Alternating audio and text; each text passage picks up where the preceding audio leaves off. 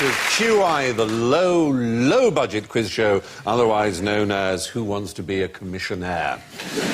Let me introduce our contestants, one of whom tonight has the chance to win absolutely all. Will it be A, Mark Steele, B, Vic Reeves, C, Roger McGowan, or D, actually, let's ask the audience. Welcome to you all. Now, tonight's programme is all about denial and deprivation. So to that end, we've done away with dreary old desks, we've fired the lighting director, and the audience is actually out in the street tonight.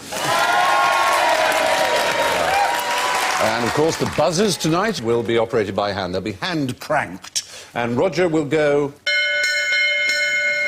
Mark goes... Vic goes...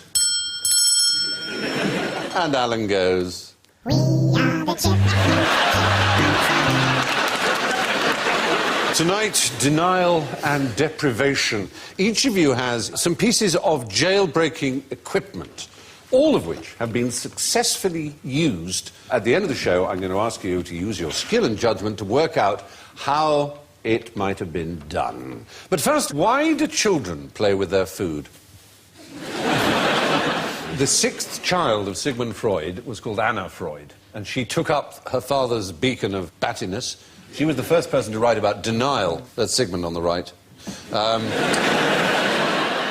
For me, playing with food came out of being deprived in Liverpool when there were no toys. So did you make sort of things out of meatballs instead of Lego? Mum used to put a plate of turnip tops and cockles. So, as a youth, your toys were cockles? My first toy was toy cheese. for Christmas. Honestly, I was a metal-like cheese portion, which you wound up, used to wind up, I remember this, on the line-up, and put it down. I used to make, like, cheesy movements. Cheesy movements. That is a very good reason to play with food, and it makes me all the sicker at the weirdness of Anna Freud. Anna Freud believed by playing with their food, they were really playing with their excrement. The thing is, a child could play with its excrement... If it wanted to. If it wanted to. Of all human phases that you're in, lower infancy is the one where you can most get away with playing with your excrement. Oh, he's got his hand in his nappy again. But that's the one thing that we don't touch. The Freud family is a good example. Anna Freud suffered from depression all her life and never had children. Sigmund Freud was terrified of the number 62, and so he refused to ever stay in a hotel that had more than 61 rooms in case he got number 62. And the first time after he'd made this rule, the first room that he was booked into was number 31. And he went, oh, see? Half of 62. Yeah, but 62 rhymes with poo. 6 looks like a poo, pursued by a swan. You know, one of the things that people say is sort of a test of whether you're anal is whether you keep your records in alphabetical order. Yeah. All that, but I think, well, surely it depends on how many records you've got. I mean, if you've just got 2 and you keep going back and checking and going, oh, ABBA, ZZ Top, they're still there, that's all right. I've got a room full of bloody records. I keep them in alphabetical order so I can find the one I want. Apparently it means I've got a problem with my arse. How is that? I shouldn't think, in her time, they had alphabeti spaghetti. That's true. Which was the main reason I play with my food every breakfast. I just insert my meatballs up my arsehole whenever they turn up on the plate. And if they want to call you anal, it's up to them. It's in their court. The ball is in their court. The ball is up your arse. Ineffably, imponderably stupid and wonderful. Now, Vic, does your wife like banting? Does she like a good bant? Has she Oh, ever banted? regularly. Does she? On a Sunday afternoon after the war film. She bants, does she? My wife adores bunting. Yes. Does she? Oh. This is banting. It's what we call a back formation. Do you know the verb to maffic, which means to celebrate, which comes from Mafficking Night, when the relief of Mafficking in the Boer War. And so people said, we're Mafficking. Rather like the old joke about Kipling. I don't know, I've never kippled. Because it's obviously Kipling's not a verb, nor is Mafficking. But Banting is the same thing. It was actually a man called William Banting who started a fad that is still with us today. He wrote a book called A Letter on Corpulence in 1864. And he was the first man systematically to come up with diets. To bant is to diet. I'm banting. I'm on Biltong diet. is a dried meat, isn't it? Yes, it is. And building is a sort of large edifice. Air-dried meat is a mystery to me. Is it? Because I tried to do it... I was in a restaurant, had a bit of steak and tried to dry it out in the toilets on the hand dryer. Life with Vic. No, but anyway, William Banting, as I say, started this trend, which before, really, in our civilization at least, fatness had been a sign of prosperity and no one had ever worried about it. But they think that the person who really started the trend in America was William Howard Taft, the American president, who got stuck in a bath once. He was so fat. And he decided to do something about it and went on a diet, and this became well known. And at the same time, Hollywood was beginning, of course. And suddenly this idea of trying to be thin caught on and has been plaguing us ever since, of course. As late as the 50s, the big fad was the tapeworm pill. You swallowed a pill that had a tapeworm egg in it. Because people observed that poor people were very thin often. And perhaps it was because they often had parasites and worms inside, not because they weren't eating enough. No, no. A friend of mine had a tapeworm. Really? 3 feet long. When did he discover that he had And he it? went to the doctor. And, fair enough. I don't know how they got it out. There's that rumour about the Mars bar, isn't there? Oh, go on, what? You've got a tapeworm, you starve yourself, then you put out a Mars bar near you, Yes. and the tapeworm is so hungry, it comes out and goes for the Mars bar. And you grab it and pull it out.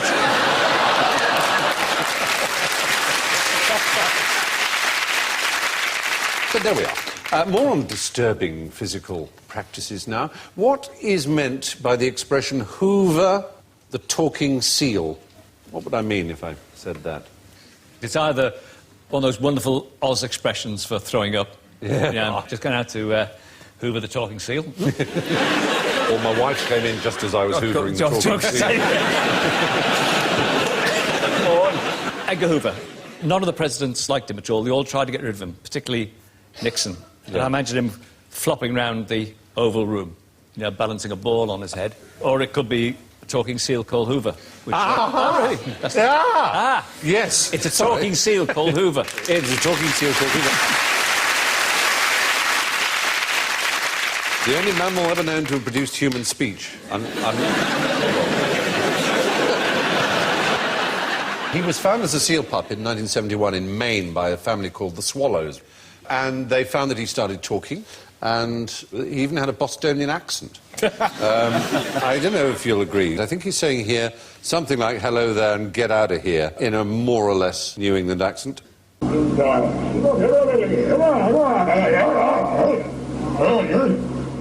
Get out of here. I think it's get out of here, come on, get down. Let's hear that again. We've got to hear one more time. I have to say, I've heard Americans a lot less eloquent than that. He died at a very ripe old age in 1985. What were his final words? Well, yes. Get out of here! But he appeared on ABC's breakfast show, Good Morning America. He received his own obituary in the Boston Globe. Now, from the blah blah seal to La Bastille. Do you see what I've done there? It's in Paris. Paris is good. Yes. Very good. Can you tell me anything else interesting about La Bastille, either of you, It Mark? was a prison, It was a prison. and it was stormed on July the 12th. 14th, but close, 2 days out. You say 2 days out, but I'd have stormed it 2 days early. I'd have been on my own. There were only 7 prisoners, weren't there? Is exactly the right number. There were only 2 lunatics, 2 Yes! Oh. 2 lunatics, 2 forgers, 2 thieves, and a very bad mime artist.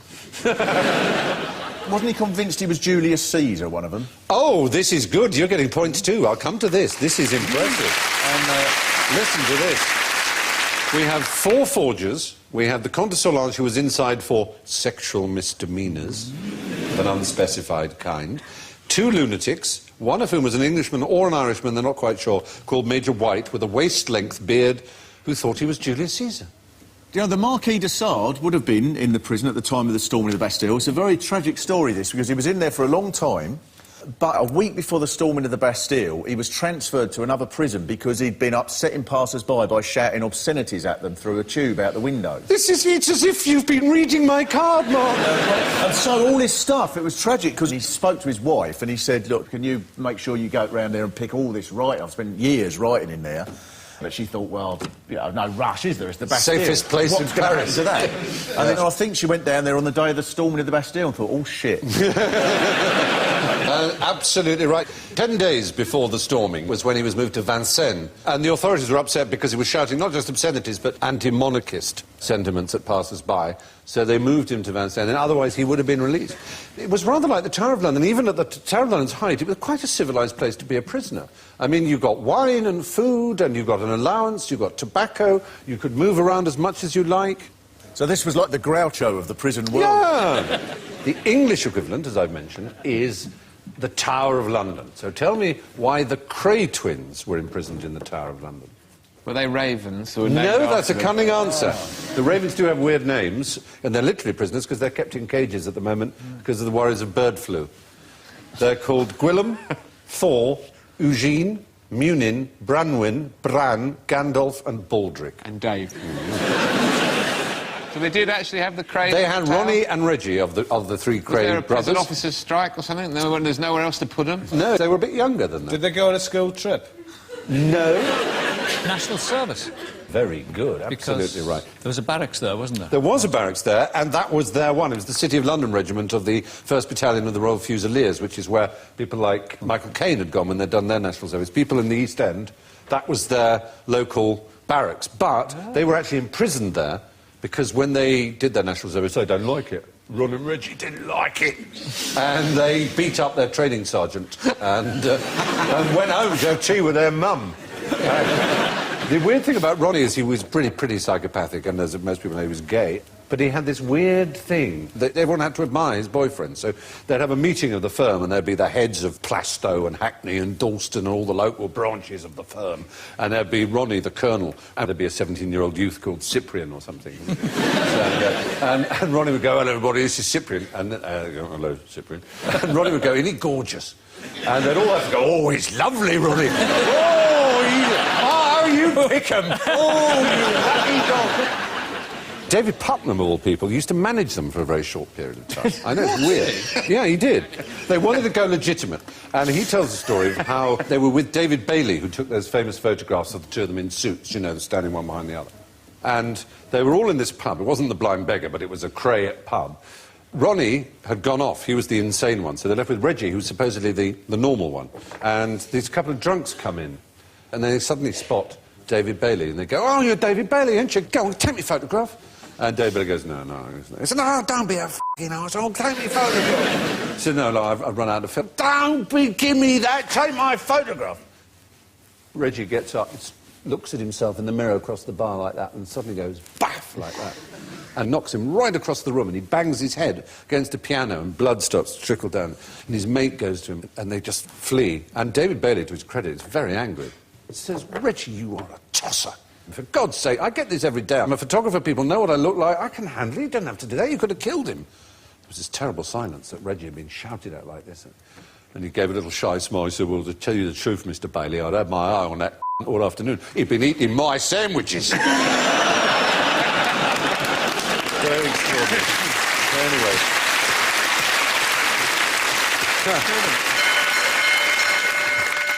Hoover the talking seal.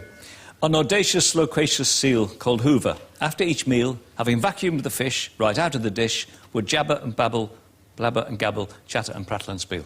Hey, very good. Thank you. Oh.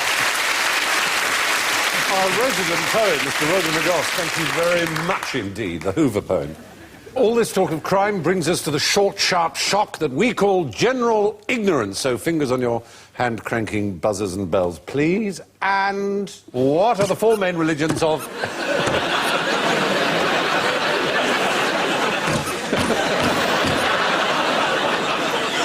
What are the four main religions of India? Yes, Alan. Sikhs, Yep. Buddhism, Oh, no, it's not one. Hinduism, Hinduism, yes. Christianity, Yes, and one more. You've only said... Islam. Muslim, Islam, yes. In correct order, they are Hindu, Islam, Christian and Sikh. No Buddhists There are in Buddhists. India? It was invented in India, of course. The Buddha was an Indian. But it's not one of the four main religions. There are 805 million Hindus. There are 134 million Muslims. There are 23 million Christians. Just 23...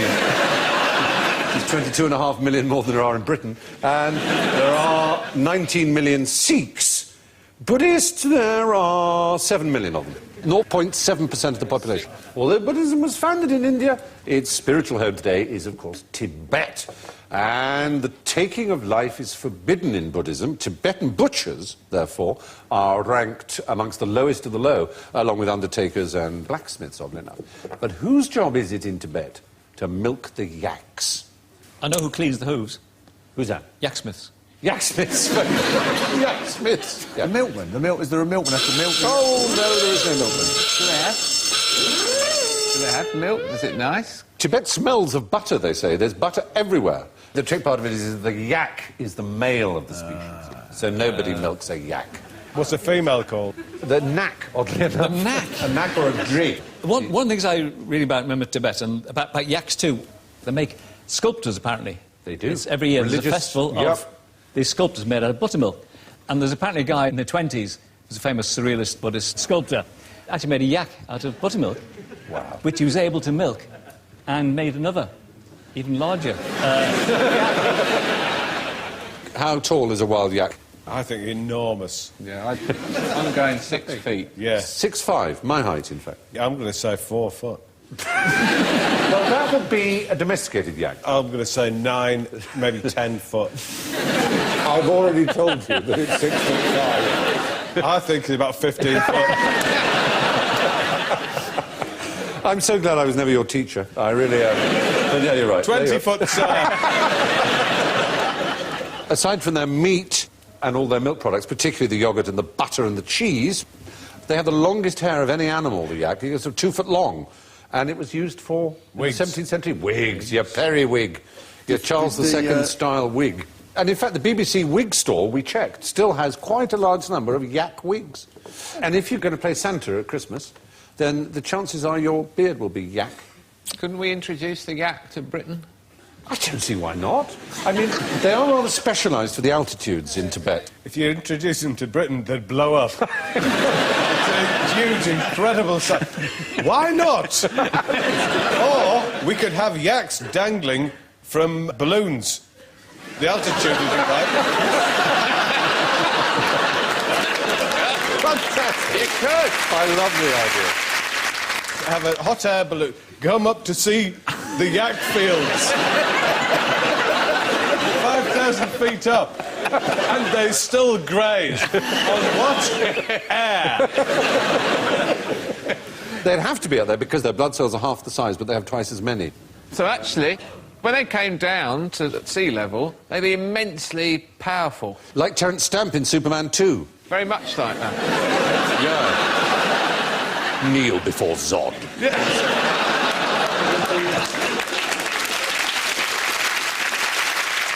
Very well, let's move from yaks now to crabs. How many legs do crabs have? I know. Yes, he's 8. 8. He's got 8 there, and I'm afraid that's a 10. They've, of course, got 10. And they're snippers. Well, the answer is 10. You're right. The front ones are tucked in, as you can see, but they do count as legs. No, they don't. Yeah. What animal has legs that don't reach the floor? They do walk with What sort them. of legs are they? They are functioning legs. They do walk with them, sideways, backwards, forwards. I do have a children's poem, I remember it. Oh, go on, yeah. A crab, I'm told, will not bite or poison you just for spite.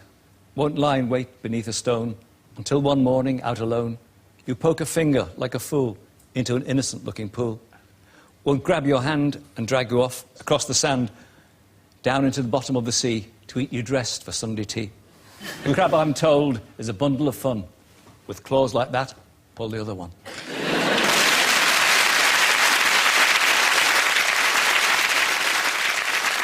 They're not legs. It's arms. Of course, if you'd said 6, you could have been right, because the crab louse has 6, yeah. 6. Well done. What are you thinking of? A crab louse. Ah, crab louse. And where do crab lice live? In a crab louse house. Sorry, it's hanging around with Roger for an evening. It makes him rhyme. Crab louse house. In your pubes, or in one's pubes. That'd be disgusting. They do. That's where you get crabs. Go into Boots and say one's pubes are infested with crab lice. A bottle of Quelada lotion, if you please. Is said crab louse related to that crab? No. They're called it because they latch on to the follicles of the pubes or the eyebrow or the eyelashes, even, and beards. Why are you looking at me? I have had crabs, and I got them from a dodgy sofa. That's what she told me. I went to the doctor's, and it was one of those traditional British doctors with a big bow tie. And he took his bifocals off and said, He strapped on some binoculars and then looked at my pubis very closely and went,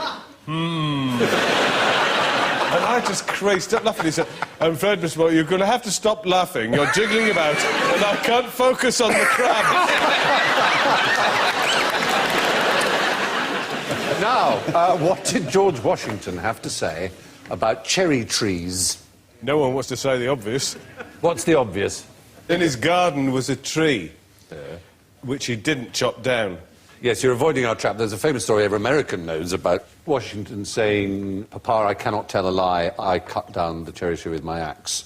It's a completely made-up story, written for children by someone called Parson Weems, who tells this story to show what an honest fellow he was. And even as a 6-year-old child, he said, I cannot tell a lie.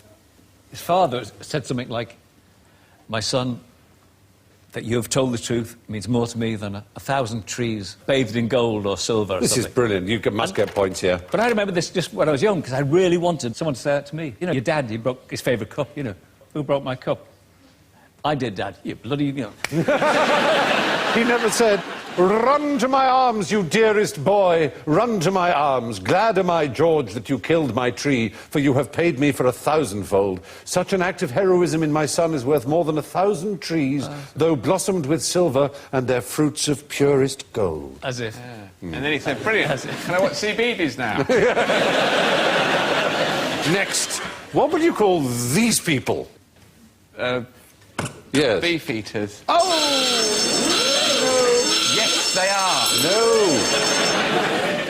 Yeoman. Yeoman of the Guard. The guard. Well, I know that. No. That's what people call them, beef No, eaters. no, these are yeomen of the Guard, and those are beef eaters. Different uniform. Oh, yeah, isn't it?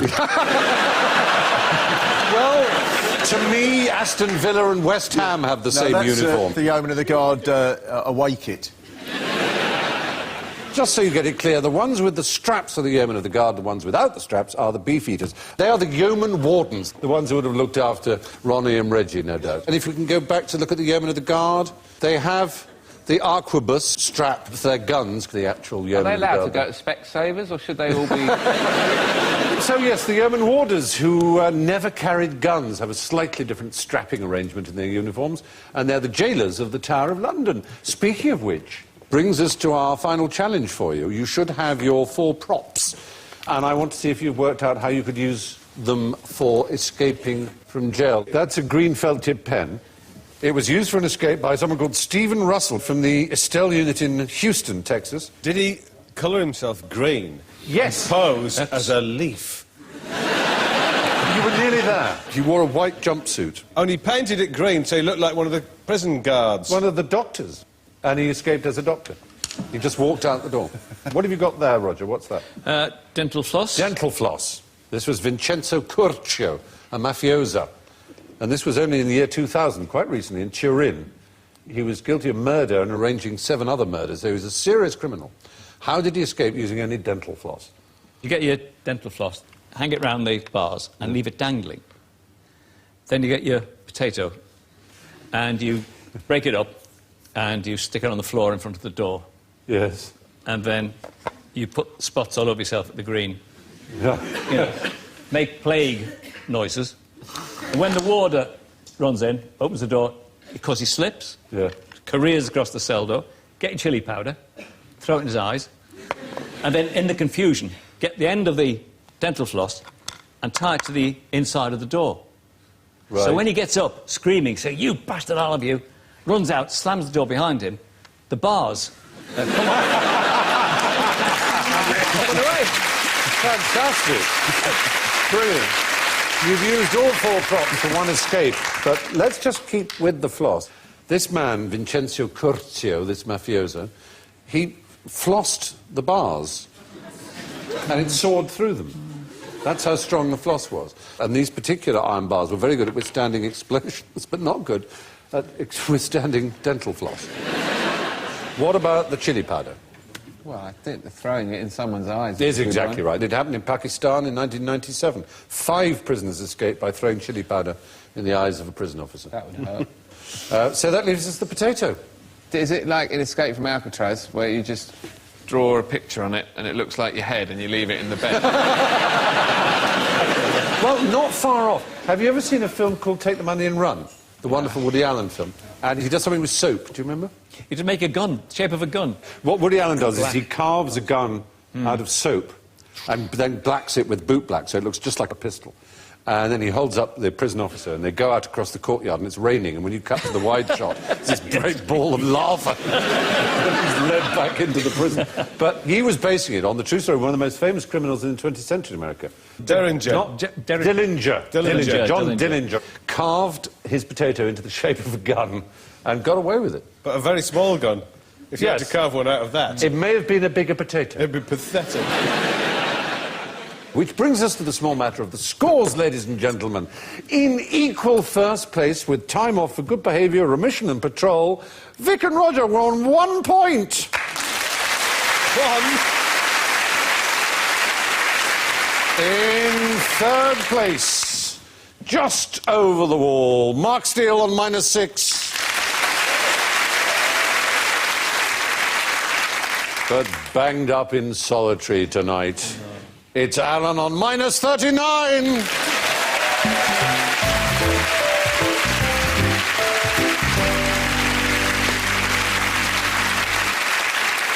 And my thanks go to Roger, Vic, Mark and Alan. I leave you with a famous denial. When the American president, Thomas Jefferson, was asked if he was having an affair with one of his slaves, Sally Hemings, he replied, "The man who fears no truth has nothing to fear from lies." DNA recently on Sally's descendants has shown that this meant yes. Good night.